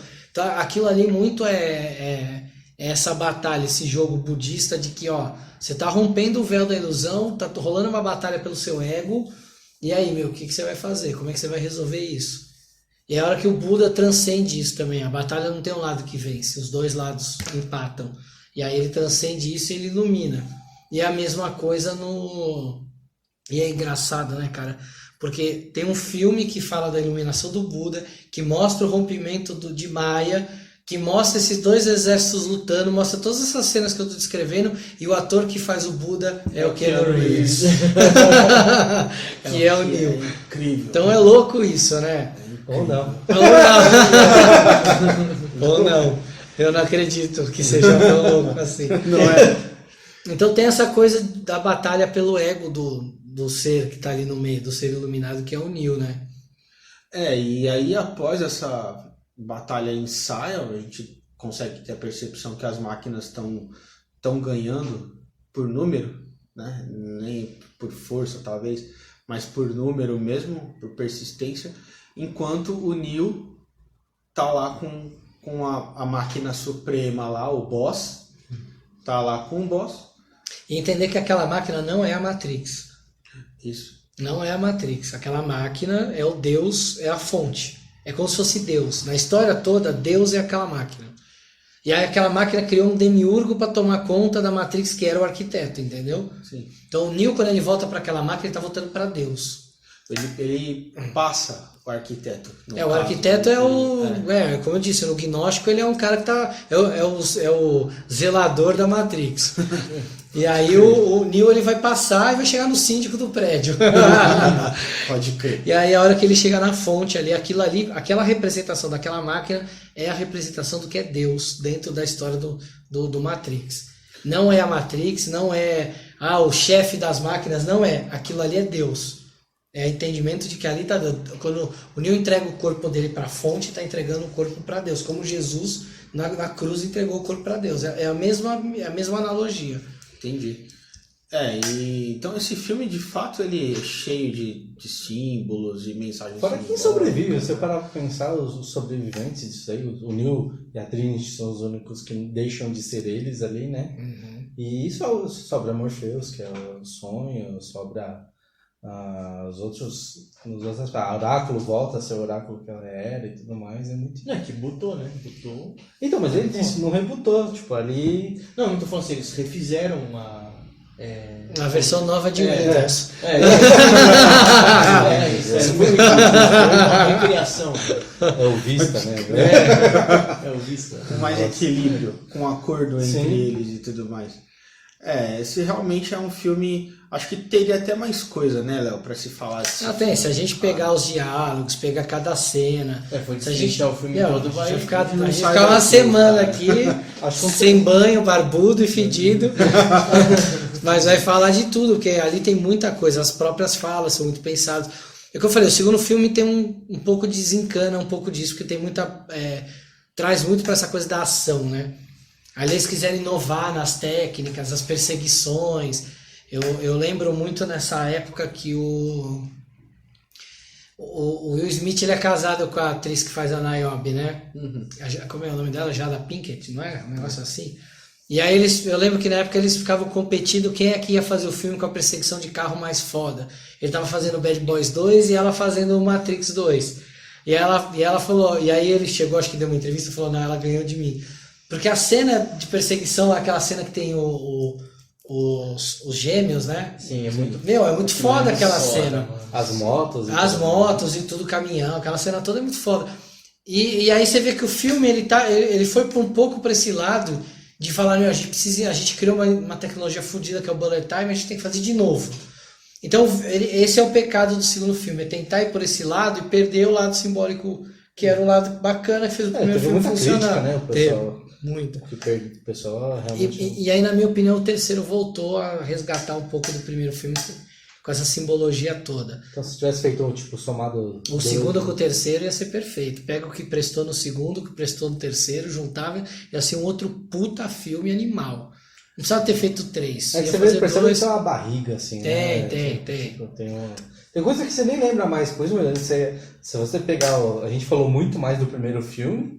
E do Aí, terceiro agora, né? né? Do que do segundo. Do que do em segundo. si. Deu uma pincelada no segundo e o terceiro. É porque é o que dá pra falar do segundo. O segundo ele é bem aquilo. Você tem objetivo, o cara achar o chaveiro ia botar ele pra conversar com. Aí porrada. Não, Porque Achou o chaveiro, porrada. Achou o Serafim, aí porrada. Achou o chaveiro, porrada. Achou o Merovíndio, né? Mas você vai. Parece que é assim. Você briga pra caralho, acha um cara. Briga pra caralho, acha um cara. E tem o bônus que é a peituda, mulher do Metrovídeo. Que é. Não, tem aquilo que eu não lembro. Eles falam assim que aquele andar dos corredores ele fica no andar que não tá nos elevadores. Você lembra o andar que é? Então o número acho que tem alguma coisa. É que eu não lembro que andar que é. Também. Eu lembro disso.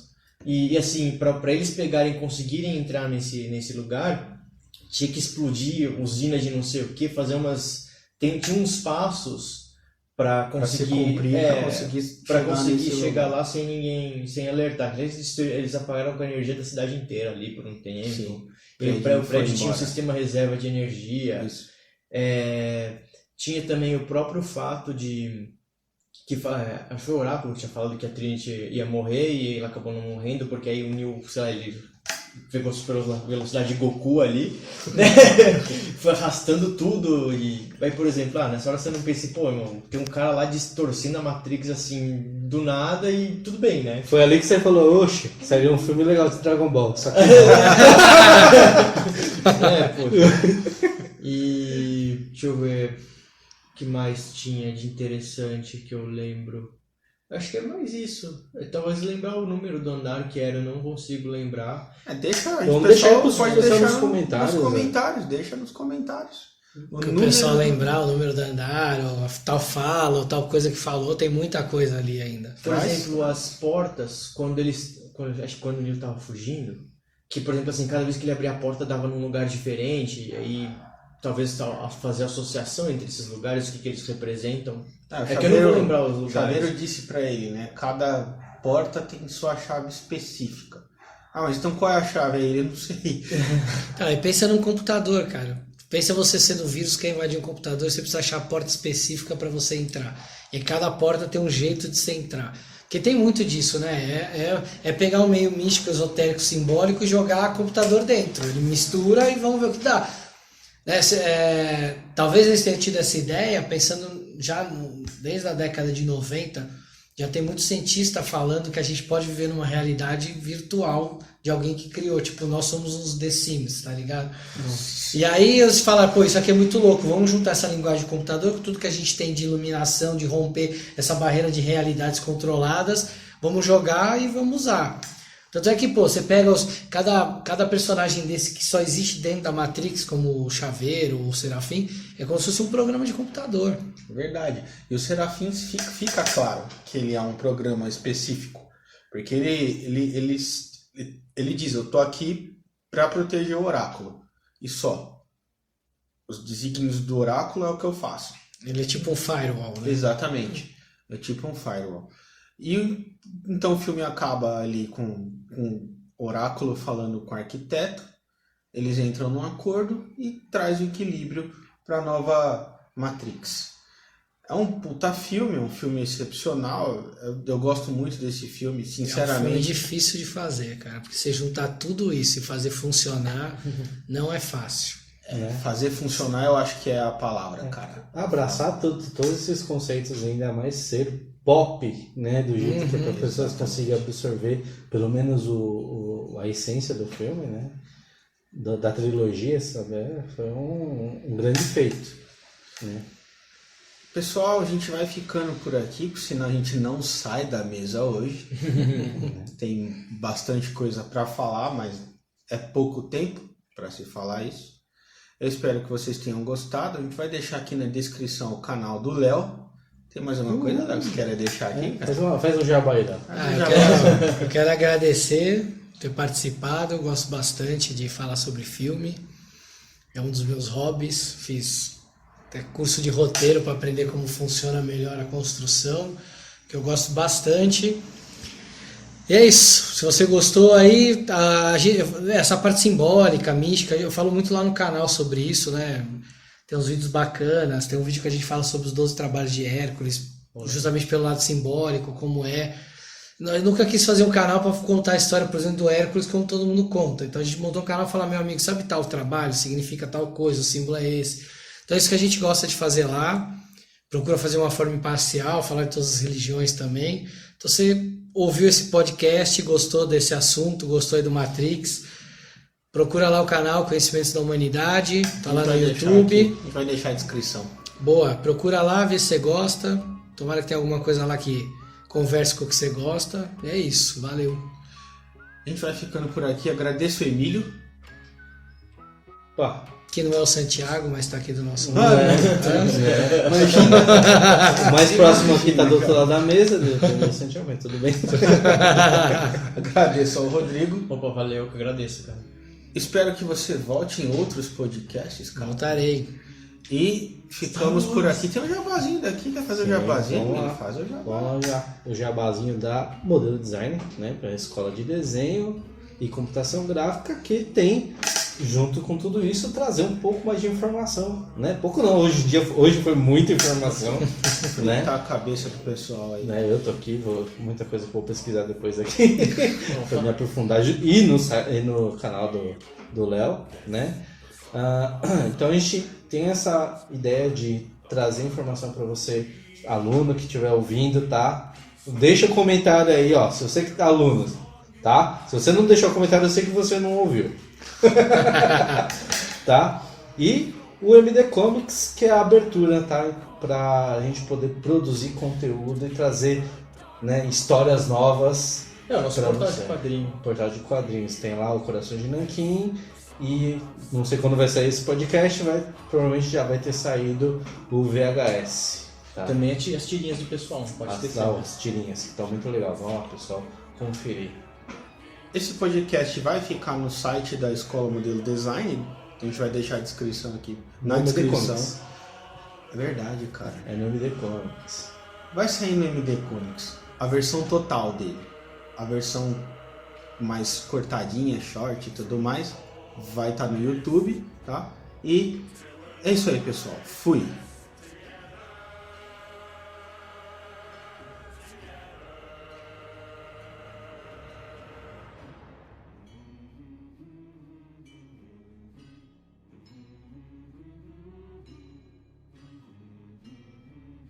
Uhum.